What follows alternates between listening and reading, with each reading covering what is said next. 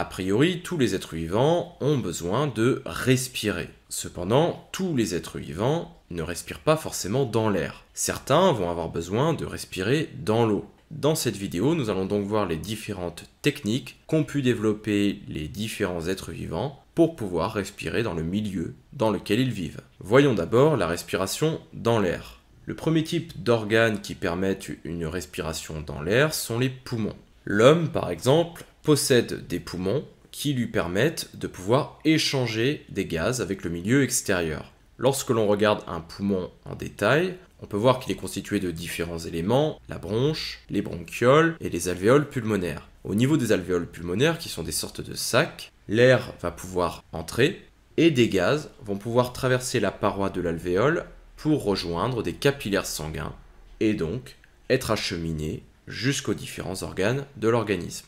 C'est ainsi que nous absorbons les gaz dont nous avons besoin, comme par exemple le dioxygène. Les poumons sont utilisés par de nombreux organismes, les mammifères, mais aussi certains êtres vivants comme les crocodiles, ou encore les grenouilles, les crapauds, etc. Dans le cas des cétacés, comme par exemple les baleines, les cachalots, les dauphins, la respiration se fait également dans l'air. C'est-à-dire que pour respirer, ils ont besoin de remonter à la surface pour pouvoir absorber ou rejeter les gaz. Néanmoins, ces êtres vivants ont développé une capacité pulmonaire beaucoup plus importante que la nôtre, capacité pulmonaire qui leur permet de pouvoir retenir leur respiration beaucoup plus longtemps que nous. D'autres êtres vivants, comme par exemple les araignées ou les insectes, possèdent un autre organe pour pouvoir respirer dans l'air appelé la trachée. Cette trachée va être en contact avec les différents organes pour pouvoir les approvisionner en dioxygène. Lorsqu'on regarde un insecte, comme par exemple ici un criquet, ce dernier possède une cuticule. Cette cuticule est un squelette externe, c'est-à-dire à l'extérieur de son corps, qui est totalement imperméable aux gaz. Les gaz vont donc rentrer par des petits orifices appelés les stigmates. Ces stigmates sont reliés directement à la trachée. Le dioxygène va donc pouvoir pénétrer à l'intérieur de la trachée via cet orifice. Le dioxygène pourra alors être acheminé jusqu'aux organes, qui relargueront à leur tour le dioxyde de carbone, qui est un déchet, qui fera le chemin inverse pour être évacué dans l'air. Certains de ces êtres vivants évoluent dans un milieu aquatique. Ils ont donc dû développer des techniques pour pouvoir respirer tout en restant dans l'eau. Par exemple, cette petite araignée appelée l'argyronète utilise une technique très particulière. Elle récupère de l'air en surface et va l'enfermer à l'intérieur de petites bulles.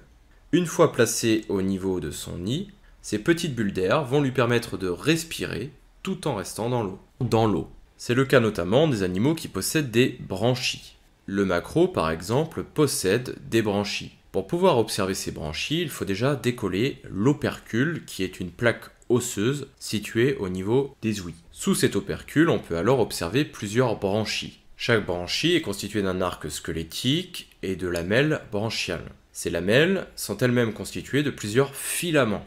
Si on fait un gros plan sur ces filaments, on peut constater qu'ils sont parcourus de vaisseaux sanguins. Sur ce schéma, on peut voir un arc branchial en coupe. Dans ce milieu aquatique, il va prélever du dioxygène qui va pouvoir passer dans ses capillaires sanguins et rejoindre des vaisseaux sanguins plus gros pour alimenter l'ensemble des organes. De même, le dioxyde de carbone qui est dans le sang, puisqu'il a été rejeté par les différents organes du poisson, va pouvoir quitter l'organisme du poisson au niveau de cet arc branchial. Il y a donc des échanges entre le milieu aquatique et le milieu intérieur du poisson. Il existe un dernier mode de respiration par la peau. C'est le cas notamment des grenouilles. Les grenouilles possèdent des poumons, elles peuvent donc respirer dans l'air. Mais elles ont également la capacité de pouvoir respirer sous l'eau par la peau. La peau de la grenouille est dépourvue de fanère, c'est-à-dire qu'elle n'a pas de poils, pas de plumes, pas d'écailles. Cette peau, en revanche, est recouverte d'un mucus particulier. Grâce notamment à ce mucus, les gaz présents dans l'eau vont pouvoir diffuser et traverser la peau pour permettre à la grenouille de respirer sous l'eau. Les grenouilles utilisent notamment ce mode de respiration en hiver lorsqu'elles vont s'enfouir sous la vase pour rester au calme. Pour conclure, on peut dire que tous les êtres vivants que nous avons vus ici possèdent des stratégies très variées pour pouvoir respirer directement dans leur milieu. Néanmoins, certains d'entre eux ne respirent pas dans le même milieu que celui dans lequel ils vivent. Mais dans ce cas, ils utilisent des stratégies variables pour pouvoir compenser ce problème.